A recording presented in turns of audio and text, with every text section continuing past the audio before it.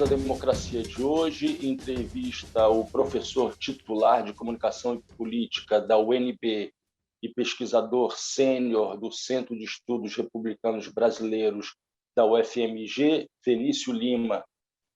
Vinícius, seja muito bem-vindo ao Trilhas da Democracia. É um prazer sempre recebê-lo, dialogar contigo acerca das relações entre comunicação e política. Seja muito bem-vindo, Vinícius. Obrigado, Marco. O prazer é meu. Vinícius, você tem realizado pesquisas sobre a cultura do silêncio, recorrendo a Paulo Freire. Eu te pediria para expressar um pouco o significado dessa recuperação de uma questão que não aparece de maneira explícita na obra do Paulo Freire, que comemora esse ano 100 anos, né? São comemorados 100 anos do seu nascimento. O que significa e qual a importância de tratar da cultura do silêncio nessa conjuntura política horrenda que nós vivemos na atualidade? Bom, na verdade, o primeiro contato que eu tive com esse conceito foi há muitos anos atrás, né, na década de 70 do século passado, quando eu estava fazendo minha tese de doutorado. Porque eu fiz uma tese de doutorado que era sobre... falando isso hoje, pode não parecer o que foi na época, mas eu fiz uma tese tentando trazer as ideias de Paulo Freire para o campo da comunicação e da cultura. O título dela é As Ideias de Paulo Freire, Comunicação e Cultura, as Ideias de Paulo Freire. Esse era o título da tese. E na parte de cultura, eu identifiquei no que ele havia publicado até aquela época, foi na metade da década de 70, algo que ele chamava de conceito antropológico de cultura, que era o que se discutia nos círculos de cultura antes de iniciar o processo de alfabetização propriamente dito. A ideia de cultura do silêncio, que eu vou explicar melhor, e algo que ele insiste muito na pedagogia do oprimido, que ele chama de ação cultural para a libertação, para a liberdade. Eu trabalhava essas três ideias em torno do conceito de cultura, e trabalhava o conceito de comunicação, contava quem ele era e tal. Isso saiu depois como livro, etc. Bom, enquanto Paulo estava vivo, eu tive o privilégio de ter uma relação pessoal com ele, que eu o conheci fora do Brasil, ele estava exilado, eu era estudante, e conversamos muito. Eu me encontrei pessoalmente com ele durante uma semana que ele estava dando um curso na Universidade de Michigan e tal, então nós ficamos amigos. Durante o tempo, depois que ele voltou do exílio, ali na metade da década de 80 e tal, eu insisti muito com ele, e tive a esperança de que isso fosse acontecer, que a gente fizesse o que naquela época ele estava fazendo, que chamava de livros dialogados. Ele fez vários, né?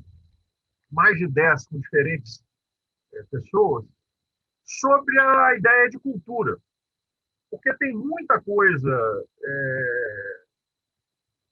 que, na época, ele falava sobre isso, nos cursos que ele andou dando lá no SIDOC, em Cuernavaca, no México, aquele centro lá do Ivan Illich e tal, e que são coisas que nunca foram publicadas até hoje.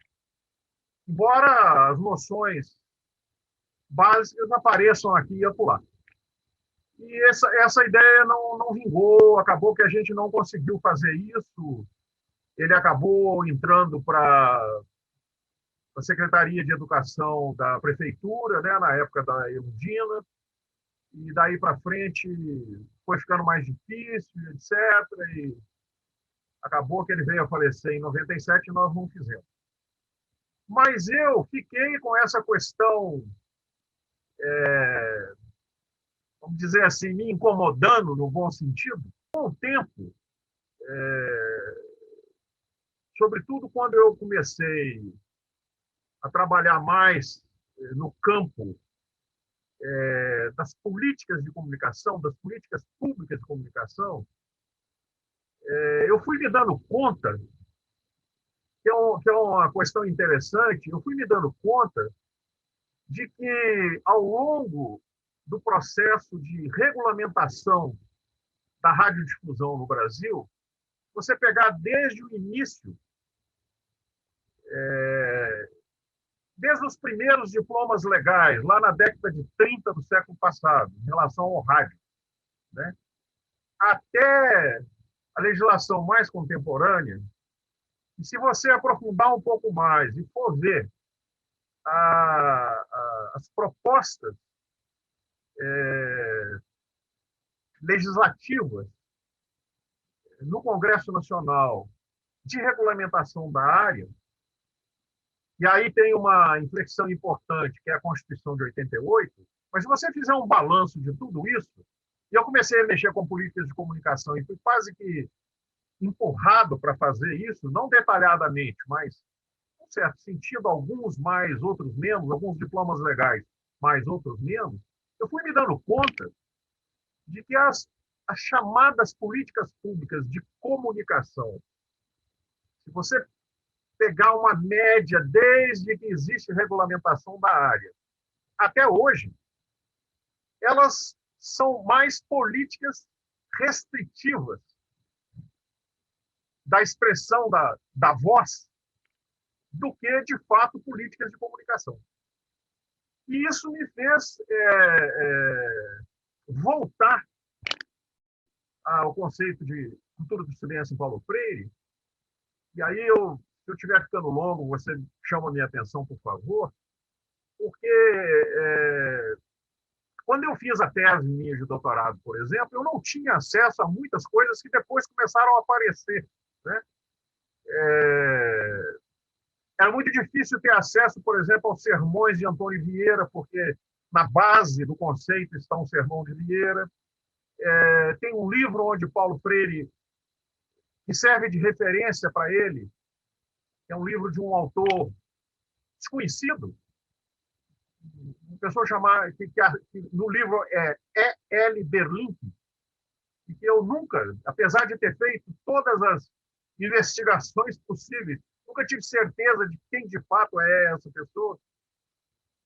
Eu só vim a ter acesso a esse livro depois que defendi a tese, voltei para o Brasil e comecei a buscar em sebos, até que achei um livro desse, uma cópia, um exemplar, num sebo de Belo Horizonte. A história do Brasil, do Saltem, naquela época, era difícil ter acesso. Tinha uma edição em português do final do século XIX, muito difícil. Depois isso foi para um arquivo da USP. Enfim, mas com o tempo essas coisas foram ficando acessíveis, né? Hoje tem obra completa do Vieira, o livro do Berlim que eu consegui, e a história do Saltem, o Senado publicou em 2010 os 3 volumes. Mas qual é a razão disso tudo? É porque Paulo, quando começou a trabalhar com os camponeses, sobretudo com os camponeses, no Nordeste brasileiro, em Pernambuco, Recife, trabalho dele também no Rio Grande do Norte, ele se deu conta de que o que depois ele passou a chamar de oprimidos, né?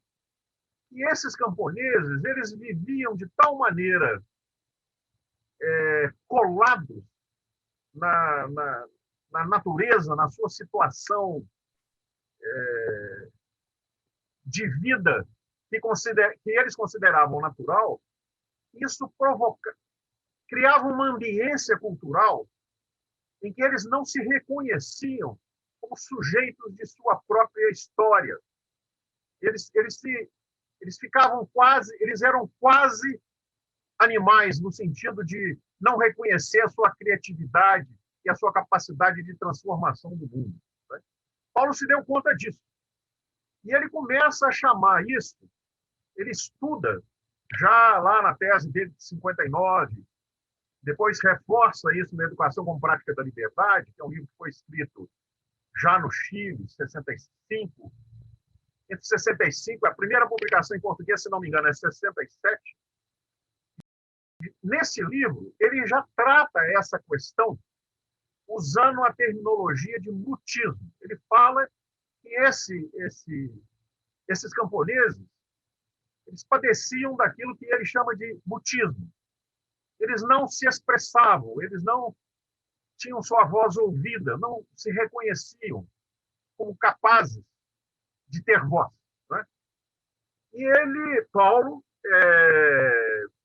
mobiliza vários autores, intérpretes do Brasil, o pessoal do ISEB, sobretudo, mas também autores como, por exemplo, Oliveira Viana, e ele Paulo associa essa característica de mutismo a dois fatores básicos. O primeiro é o que ele chama de inexperiência democrática. Isso ele pega lá um trecho de um capítulo da instituições políticas brasileiras do Oliveira Viana, onde o Oliveira Viana compara a situação do Brasil colônia com a situação de comunidades espanholas.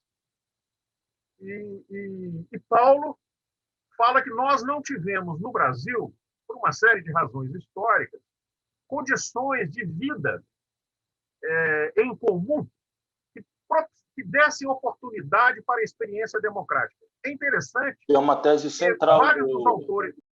que é uma tese central do Oliveira Viana no livro, quer dizer, a ausência dessa experiência coletiva, né? Só que a resposta do Oliveira Viana é uma resposta autoritária, né? Autoritária. Não, o Paulo não vai por aí, né? Como nós todos sabemos.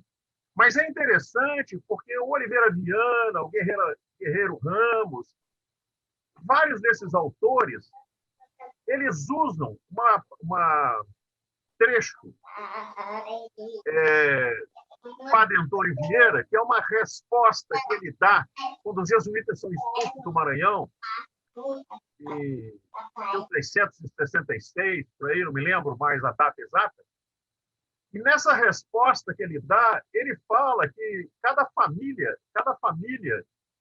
tinha que ser uma república, porque não havia, eu não me lembro a citação exata, mas a ideia é essa, né? As populações eram dispersas, então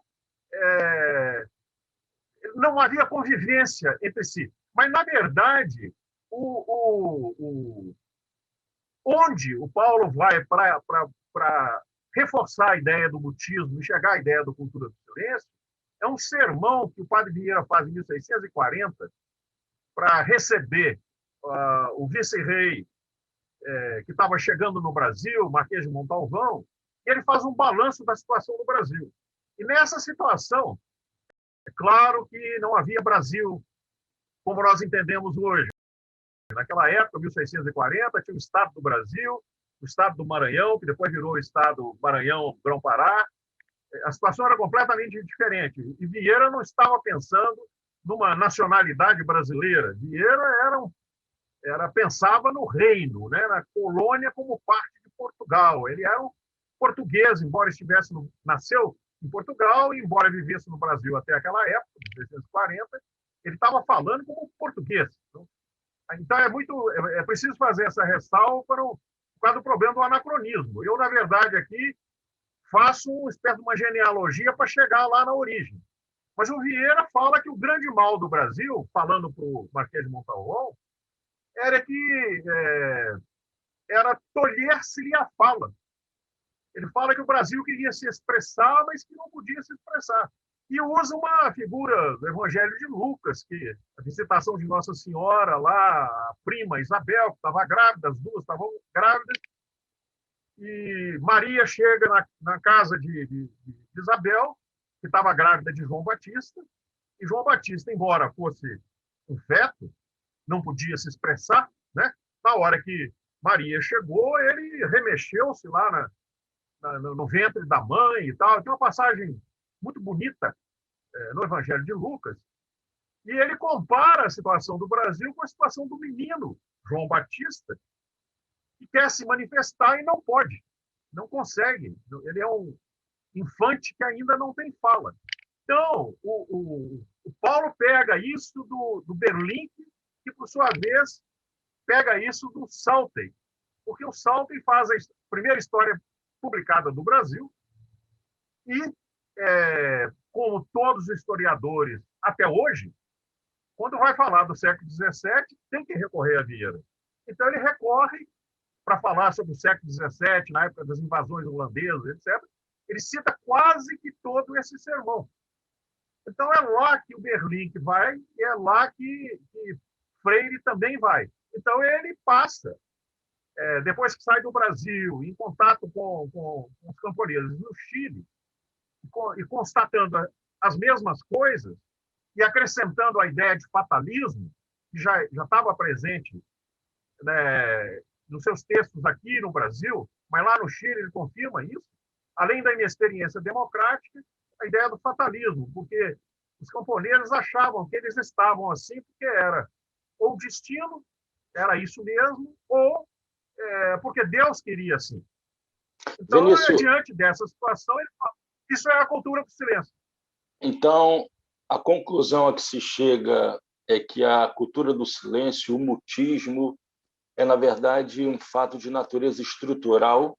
Com toda certeza, com toda certeza. E aquela história que eu contei da radiodifusão está ficando difícil, espero que as pessoas que nos vejam compreendam o que eu estou querendo dizer, mas eu me dei conta de que, na verdade, as políticas de radiodifusão elas continuavam uma tradição secular brasileira, que é a tradição de silenciamento de vozes. Elas passavam a ser políticas de silenciamento. Certo? Reproduziram em diversas conjunturas algo que estava inscrito nas estruturas da formação social brasileira. É por aí? Exatamente. E a ideia de cultura do silêncio, do meu ponto de vista, ela não dá para a gente explicar tudo aqui, mas ela tem a vantagem de trazer essa perspectiva histórica, né? De silenciamento de vozes confirmadas por políticas públicas, que evidentemente não estão só na área de radiodifusão. É um texto que eu fiz recente, eu cito a questão da educação, porque mesmo depois da lei Eusébio de Queiroz, lá na 1854, né, no Império, no Segundo Império, os escravos eram os descendentes, os filhos de escravos eram proibidos, não tinham acesso à escola pública. Então, eles eram condenados, né, a ficarem excluídos do acesso a tudo que era negado a quem não tinha, a quem era analfabeto. Então, tem diferentes formas de silenciamento, né? Mas eu trabalhei sempre nessa perspectiva da ideia de liberdade de expressão e tal. Então, o Paulo tem, ao recuperar essa fala lá do Vieira e trazer para a explicação da situação de opressão, não só no Brasil, mas também na América Latina, e depois ele estende isso para a situação de... Na época usava-se a terminologia de primeiro mundo e terceiro mundo, ele fala que o terceiro mundo está no primeiro mundo, né? Que é um conceito ideológico, na verdade. Então, essa ambiência onde os excluídos, né, habitam, é disso que trata a cultura do silêncio. Vinícius, é uma marca do governo Bolsonaro, na verdade, é uma marca da atuação do presidente da República quando dialoga, né? E dialogar é um termo inapropriado para se falar de Bolsonaro, né? Mas quando ele é questionado por jornalistas, quando ele não se sente satisfeito, ou ele se retira, ou ele manda calar a boca, e são constantes as grosserias feitas com os jornalistas que procuram fazer algum tipo de pergunta que minimamente incomode o presidente da República. Essa conjuntura atual, né, ela remete à perpetuação da cultura do silêncio por parte do mandatário, daquele que é um mandatário, deveria ser o mandatário maior, né, do país. Dizendo de outra maneira, Bolsonaro e os seus constantes cala a boca, deixa eu falar, eu que mando aqui, é a reprodução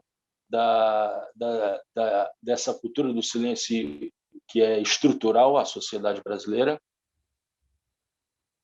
Marco, eu acho o seguinte, há um conjunto grande de estudos. Eu me lembro aqui, por exemplo, uma linha de estudos da professora Marilena Chauí, lá da USP, sobre o fato de que somos uma sociedade autoritária. Sempre fomos. Né? Isso vem da nossa colônia e tem a marca de uma sociedade escravista, né? Desigual, patriarcal. Então, somos uma sociedade autoritária. Na sociedade autoritária, mesmo com processos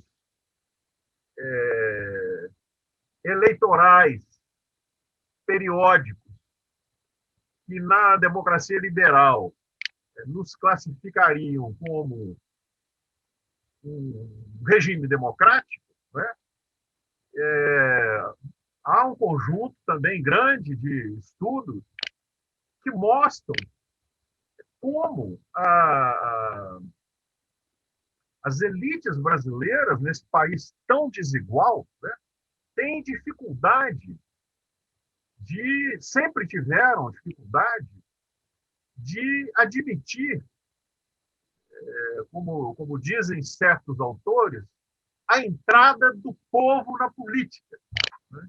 Você tem um sistema, você tem quase a universalização do direito ao voto, mas, paralelo a isso, nós nunca tivemos as condições para a formação de uma opinião pública democrática. Por quê? Sobretudo, a partir da segunda metade do século passado, quando as vozes passam a ser intermediadas pela tecnologia, né? Rádio, televisão, mesmo a mídia impressa, né? Essa tecnologia sempre foi controlada por um grupo muito pequeno de pessoas e faz com que esses grupos, porque a nossa mídia é predominantemente privada, esses grupos empresariais, historicamente, eles sempre excluíram da voz pública que eles apresentam uma parcela importante da diversidade e da pluralidade das vozes que existem no país. Então, nós somos uma sociedade autoritária e nós temos enraizado na nossa formação histórica uma dificuldade de admitir, as elites de admitirem as vozes que não são as vozes dela mesma. Eu vejo essas reações que você mencionou como uma dificuldade enraizada de conviver com o processo democrático. Um autoritário, ele não consegue conviver com vozes de oposição ou de discordância. E muito menos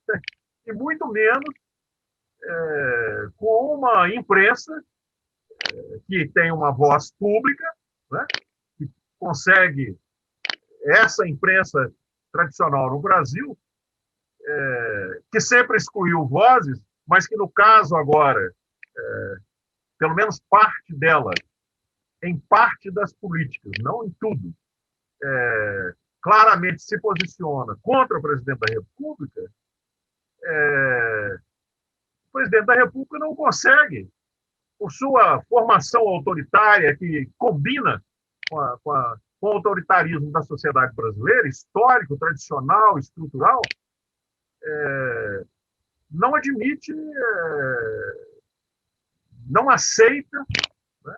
Não convive, não consegue lidar com qualquer voz que não seja a reprodução da sua própria voz. Então, eu acho que a questão a noção de cultura do silêncio nos ajuda a enxergar toda a questão do silenciamento dentro de um processo que é histórico. Ela nos dá um instrumento, né, para poder enxergar e ver tudo isso.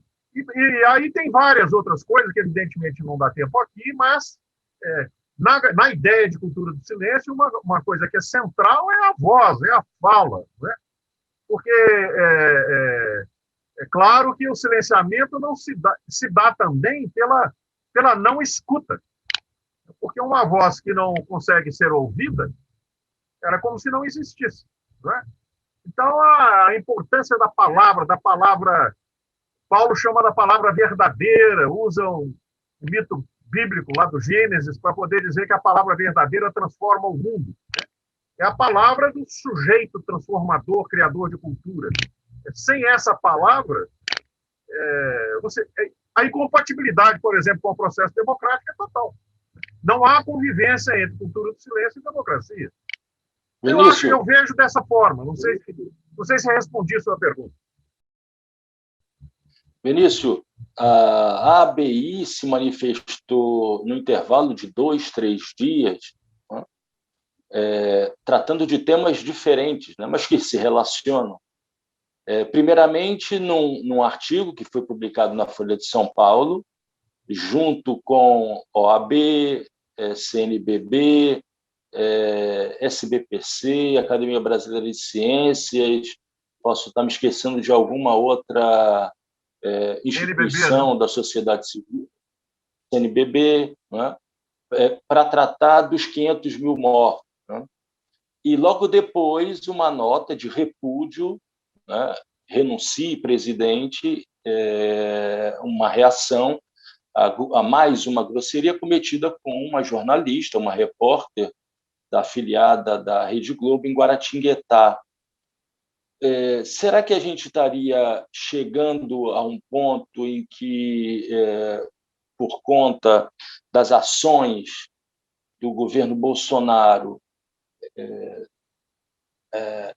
por conta dessas ações, nós estaríamos chegando a uma situação muito parecida com aquela do final dos anos 70, né, início dos anos 80, quando ainda não havia reestruturação partidária, em que o conjunto das instituições da sociedade civil, não obstante as suas diferenças, se encontram unidas para colocar obstáculos à ação autoritária do governo Bolsonaro? Você percebe essa movimentação? Marco, eu tenho um grande amigo antigo aqui em Brasília, o Hélio Doyle, que eu acho que é o diretor da ABI. Se não é diretor, é o representante da ABI aqui no Distrito Federal. Ele me mandou a nota de ontem, que fala renuncie, presidente da ABI, e eu, sem pensar, respondi para ele. Falei, Hélio, parabéns à ABI. Agora, esse tipo de nota não altera o comportamento do presidente da República. Já saíram trocentas notas e trocentos pronunciamentos iguais, e às vezes até mais radicais. Né? Então, eu falei com ele, talvez fosse interessante que as notas públicas da ABI se dirigissem especificamente, por exemplo, ao presidente da Câmara dos Deputados, que tem a possibilidade de abrir um processo de impedimento do presidente. Né? Ele me respondeu, faz todo sentido. Né? Agora, veja só, eu estou falando isso porque hoje uma das primeiras notícias que eu vi, não me lembro mais aonde foi se não me engano, é uma entrevista, está no Globo de hoje, com o presidente da Câmara, condenando a CPI, que fala que a CPI está sendo feita no meio de uma guerra e você não acha culpado antes de saber o resultado, e falando que, de forma alguma, iniciará um processo de impedimento. Não sei se você viu, mas está em algum lugar hoje, se não me engano, no Globo. Então, veja só, eu acho que É uma cultura, é uma cultura. Nós estamos falando aqui de cultura do silêncio, mas também existe uma cultura da surdez, né? Que tem as pois é, suas, pois que é, tem os seus interesses, né? Quer dizer, Arthur Lira e Rodrigo Pacheco são surdos em relação às ações do governo Bolsonaro e às manifestações contrárias a ele. o Lira fala que ele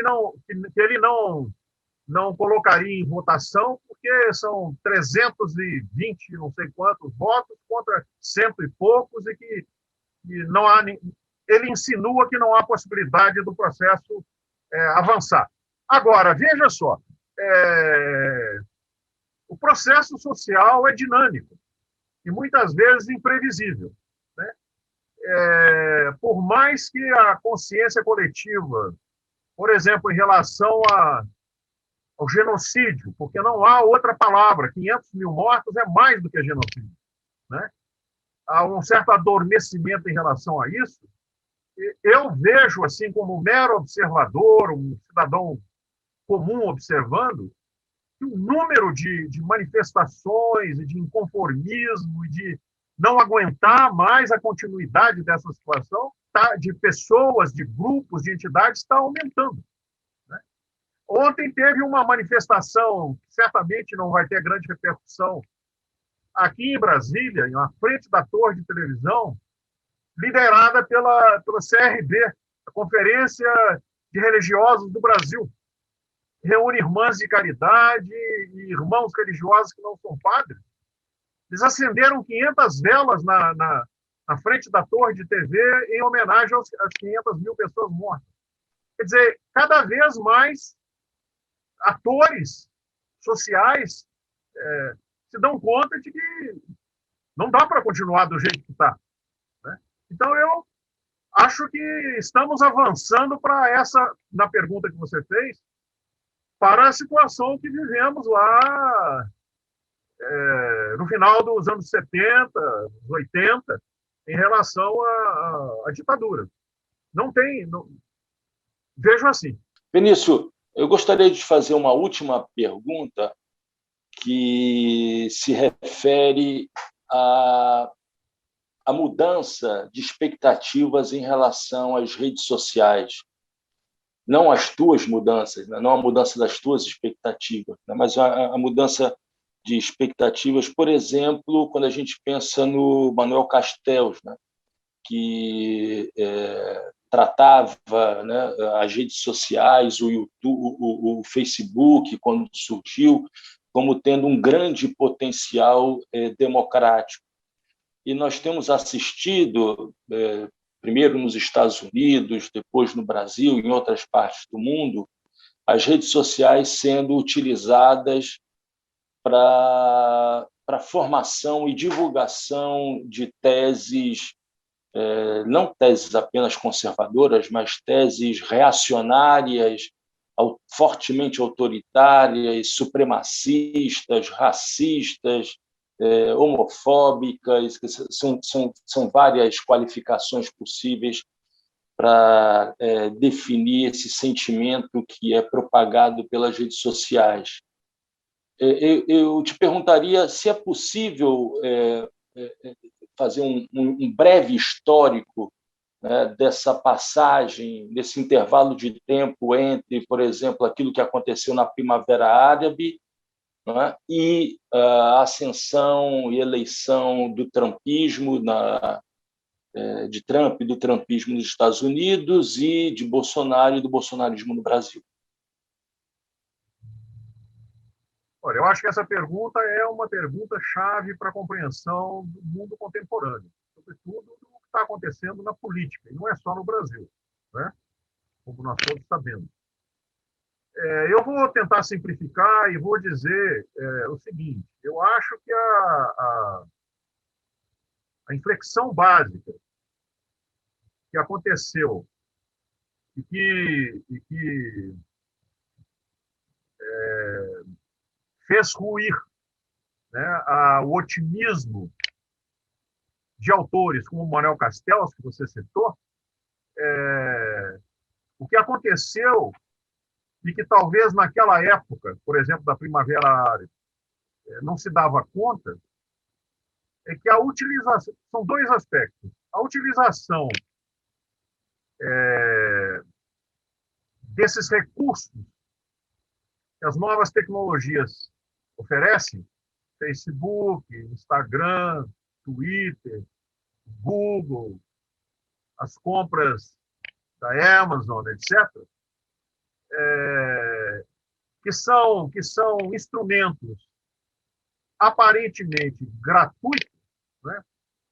Não se deu conta, no início desse processo, de que, ao usar esses instrumentos gratuitamente, nós, usuários, oferecemos a esses grandes grupos o que para eles é ouro, que é nós oferecemos para eles todas as informações necessárias sobre o nosso comportamento. Autores importantes chamaram isso de capitalismo de vigilância, porque esses grandes grupos constituem as redes virtuais, Facebook, Twitter, Instagram, etc. O Google, que oferece Google, Amazon, eles foram construindo enormes, gigantescos bancos de dados que contêm os perfis de comportamento, não só de consumo, mas de pensamento, inclusive, dos consumidores que usam, dos milhares, milhões de consumidores que usam esses instrumentos. É o primeiro ponto. O segundo ponto foi que,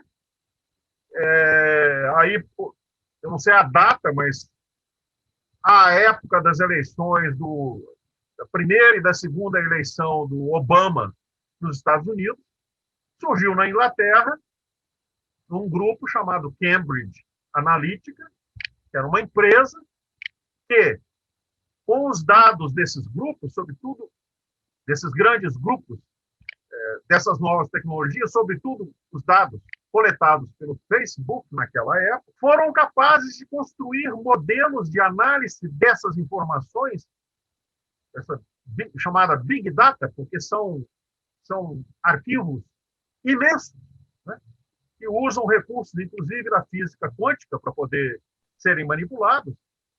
E isso possibilitou que grupos organizados manipulassem essas informações, criando perfis de grupos específicos da população com o objetivo de manipulá-los, usando os mais sofisticados recursos que a psicologia, que a cognitiva oferece hoje no mundo. E isso começou a ser utilizado na política.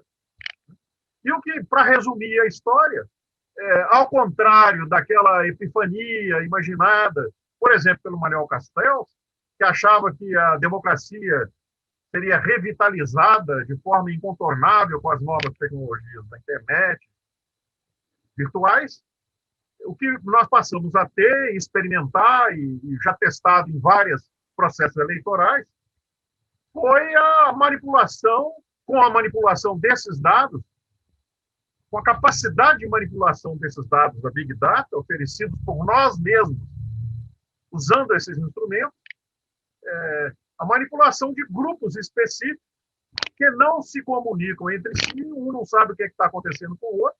Portanto, falta um elemento fundamental da democracia liberal, que é os problemas comuns serem discutidos em comum por todo mundo, com todo mundo sabendo que todo mundo sabe que eles estão sendo discutidos, e nós chegamos à situação que nós estamos.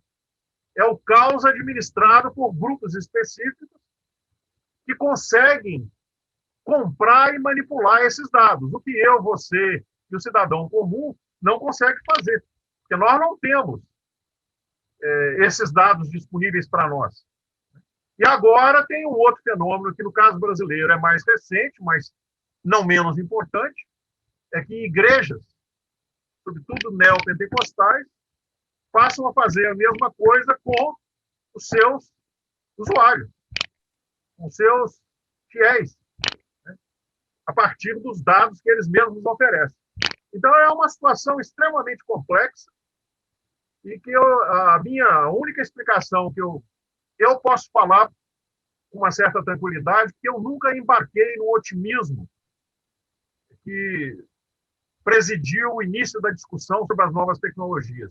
Eu tenho vários textos publicados que eu falava, olha, não é bem assim, tal, tal, tal.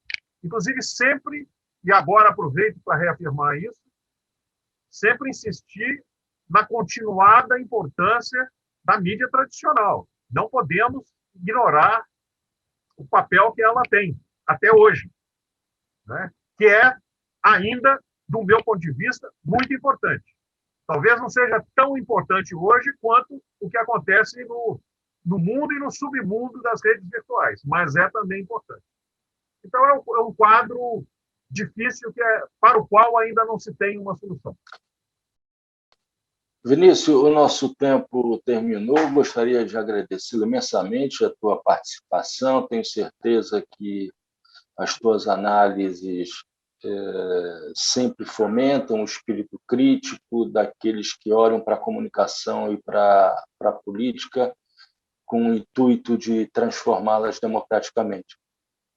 E o Trilhas da Democracia volta na próxima semana, sempre debatendo temas relacionados à defesa da democracia e dos direitos humanos. Até lá!